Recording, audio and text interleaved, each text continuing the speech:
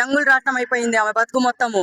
నేను ఫస్టే చెప్పాను, చూడు ఇక్కడ వాళ్ళ నాన్న టాటా వేయించుకొని పాపము ముసలి కన్నులు ఇక్కడ లేదులే గాని నాకు లేదు చూపించుకుంటున్నాను, పేద కుటుంబం నుంచి వచ్చాను చూడండి ఇక్కడ అని చెప్పేసి పంజాగుట్ట పిఎస్ లో కన్నీళ్లు గారుస్తుంటే అయ్యో పాపం పాటలు పాడి దేవుడి పాటలు పాడే ఆమె మీదన ఇలా చేస్తున్నారని చెప్పేసి ఫస్ట్ టైం మనము దేంట్లో కాళ్ళు పెట్టాము, దేంట్లో పప్పులో కాలు పెట్టినప్పుడు ఇప్పుడు మనం పప్పులో కాలు పెట్టే రకాలు కాదు కదా. నేను ఫస్టే చెప్పాను, మీరందరు పెట్టారు పప్పులో కాలు పెట్టేసి. పాపం ఎంత మంచిదో, ఎందుకు ఆమెను బ్యాట్ చేస్తున్నారు అనుకున్నారు.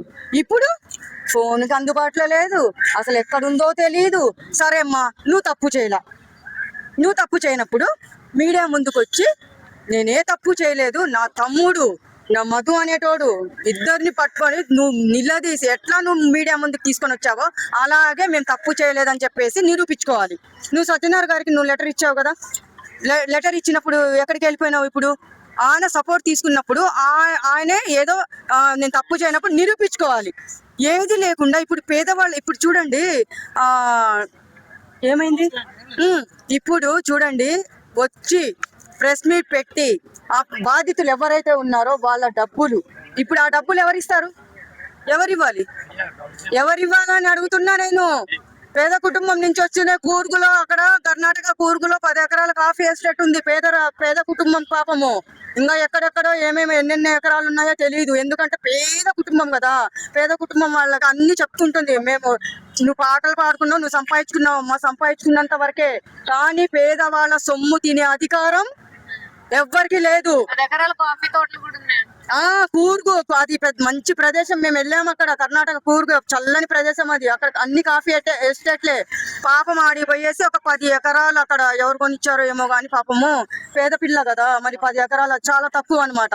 అలా ఎక్కడెక్కడ ఏమేమి సంపాదించి పెట్టుకుందో మరి ఆమె తప్పు లేనప్పుడు నువ్వు ముందుకు వచ్చి నువ్వు ఎవరైతే బాధితులు ఉన్నారో నీ తమ్ముడు ఉన్నాడు, ఆ మధు ఉన్నాడు, ఇంకెక్క అని ఎవరో సంపత్ నాయకు. కొంతమంది గిరిజనులే సపోర్ట్ చేస్తున్నారు, కొంతమంది చేయట్లేదు కదా, దాని గురించి ఏమంటారు? గిరిజనులు కొంతమంది సపోర్ట్ చేస్తున్నారు, కొంతమంది చేయట్లేదు. ఇప్పుడు కొంతమంది చేస్తున్నారు అంటే ఆమెకి సపోర్ట్ ఉన్నారు. కొంతమంది ఏంటంటే తప్పు ఉంది, ఆమె వైపు తప్పు ఉంది కాబట్టి ఎవ్వరు సపోర్ట్ చేయట్లేదు. సంపత్ నాయక్ కదా ఆయన పేరు, ఆయన బాగా రెచ్చిపోతున్నాడు. నువ్వు రా, మొన్న ఫోన్ లో డైరెక్ట్ లైవ్ లోనే అన్ని మీడియా ముందు అంత ఫోన్ ఒక ఆమె లేడీ మాట్లాడింది, ప్రతీష మాట్లాడినప్పుడు నువ్వు ఫోన్ తీసుకున్న వెంటనే మంగ్లీ గారు మాట్లాడండి అన్నా కానీ ఎందుకు కట్ చేసావు? నువ్వు తప్పు చేయనప్పుడు నువ్వు మాట్లాడు. ఇప్పుడు మనం తప్పు చేస్తే మాట్లాడమమ్మా, ఎంత వరకైనా సింగల్ గా పోవాలి. నువ్వు డీజీపీ ఆఫీస్ కి కూడా 4 లాయర్లను తీసుకొని పోయినావు, ఎందుకు తీసుకోపోయినావు? అది అకౌంట్ నుంచి మంగ్లీ అకౌంట్ కు 80 లక్షలు ట్రాన్స్ఫర్ అయింది అన్నట్టు ఉంది. అది కూడా నిజమే, అబద్ధం ఏం కాదు.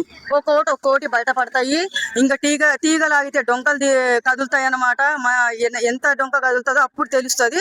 అప్పుడు ఎన్ని మాటలు ఫస్ట్ టైం మాట్లాడిందో అప్పుడు తల దించుకోవాలి. ఇప్పుడు 130 మంది బాధితులు వచ్చారు అని చెప్తున్నారు, ఇంకా ఎంత మంది ఉన్నారో తెలియదు అని చెప్తున్నారు. మరి కూడా ఉన్నారంట చాలా మంది. అదే చెప్తున్నా నేను, అక్కడ ఉండబట్టే కదా కాఫీ ఎస్టేట్లు అవి. పాపం ఒక్క సాంగ్కి ఎవరన్నా 2 కోట్లు పెట్టి గోల్డ్ డైమండ్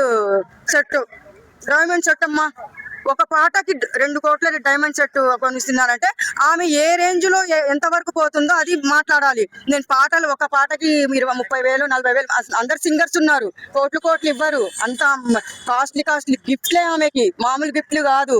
నువ్వు ఎంతమంది డబ్బు తిన్నావో ఏమో తెలియదమ్మా. పేదవాళ్ళ సొమ్ము తింటే మాత్రము చెప్తారు కదా, దేవుడు ఎన్నో రోజులు దాచిపెట్టాడు. దొంగనైనా ఎవరిని దొంగనైనా పట్టించడం ఖాయము. ఈమె దొరసాని లాగా బతికింది, ఈ రోజు దొంగలాగా నువ్వు తప్పించుకొని తిరుగుతున్నావు. నువ్వు వచ్చి ఎవరెవరి సొమ్ముందో అందరికి పేదవాళ్ళ డబ్బు మొత్తం నువ్వు ఇచ్చేయాలి. నువ్వు రా ముందుకి, ఎందుకు భయపడాలి? ఒక ఆడపిల్ల, నేను చెప్తున్నా, ఎందుకు భయపడుతున్నావు? నువ్వు రా, ఇది కాదు అది. సరే నీది తప్పు లేనప్పుడు నువ్వు ఎక్కడో దాక్కోవడం కాదమ్మా, నువ్వు ముందుకు వచ్చేసి వాళ్ళ డబ్బులు ఇచ్చేసి ముందు ఎవరెవరికి ఎంతెంత ఇవ్వాలో ఇవ్వాలి. లేదు అంటే ఇట్లనే ఉందనుకో, ఎవ్వరు సంపత్ నాయక్ ఉన్నాడు కదా, అతను మాత్రం అస్సలు వదిలిపెట్టాడు. ఆయన కరెక్ట్ గా మాట్లాడుతున్నాడు ఏ విషయమైనా సరే. ఎంత అంటే నువ్వు నీకు ఎక్కడెక్కడ ఏమేమి ఉన్నాయని చెప్పేసి నేను బయట పెట్టాలా అని అంటున్నాడు. బయట పెడితే ఎవరి పరువు పోతుంది? నువ్వు అందరినీ కలిసావు, ఈ రోజు నువ్వు ఎందుకు దాక్కున్నావు? పెద్ద పెద్ద ఆఫీసర్ని, నువ్వు డీజీపీని కలిసావు, నువ్వు సజ్జనోర్ సార్ని కలిసావు, ఇంకా అందరినీ కలిసావు. అందరినీ కలిసినప్పుడు నీకు సపోర్ట్ ఉంది అనే ధైర్యం ఉన్నప్పుడు నువ్వు దాక్కోకూడదు.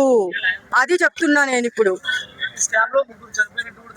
అవును, పాపం చనిపోయారని చెప్పేసి ఆయన మన మీడియా ముందే బయట పెట్టారు. పాపం నిజం. వాళ్ళు డబ్బులు కట్టిన వాళ్ళే కదా చనిపోయిన వాళ్ళు, డబ్బులు కట్టిన వాళ్ళే అనుకుంటా చనిపోయింది. అదే పాపం, అది తట్టుకోలేక చనిపోతే ఇంకా ఎన్నెన్ని నేరాలు, ఎన్నెన్ని ఘోరాలు జరుగుతాయో తెలియదమ్మా తల్లి. నువ్వెవ్వరు చావుకి కారణం కావద్దు.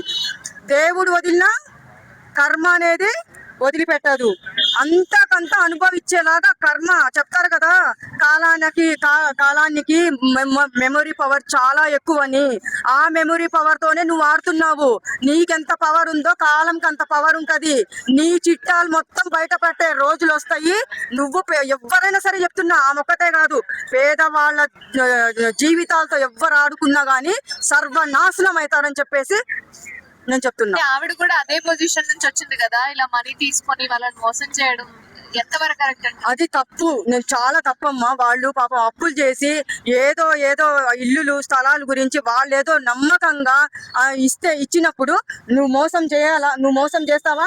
ఏం నీకు సంపాదించే డబ్బు సరిపోవట్లేదా?